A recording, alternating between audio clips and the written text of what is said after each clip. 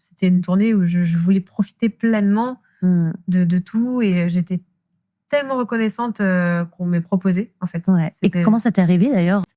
Je crois qu'un jour, on était en coulisses de Taratata. Il y avait une télé dans la loge et il y avait Star à domicile. Et on t'a vu, et toi? Je regardais, je leur dis, ah là là, les gars, si vous saviez, mon père et ma mère, comme ils ont dû téléphoner, ce qui téléphonaient à chaque fois pour que Jennifer, elle vienne me rencontrer. Et je dis, mon Dieu, les pauvres, ils ont dépensé tellement d'argent pour que Jennifer ne vienne pas. Et là, Boom était à côté. Et il me dit, ah, mais tu la kiffes, Jennifer? Je dis, ah, oui. Et il me dit, du coup, si un jour j'ai besoin de toi sur sa tournée, même pour faire le ménage, je dirais oui. Et en fait, c'était le directeur musical de Jennifer. En fait, il a tenu sa parole qu'il m'avait même pas donnée. Enfin, il m'a juste dit, est-ce que ça t'intéresserait? Et quelques mois plus tard, il m'a dit, écoute, là, il y a un showcase avec Jennifer, tu le fais. Si ça se passe bien, tu fais la tournée. Donc, c'était une sorte d'audition, mais déjà, l'audition, c'était chanter avec elle au Cabaret Sauvage. Et ma mère était dans le public, et elle pleurait parce qu'il y avait un truc, il y avait un peu...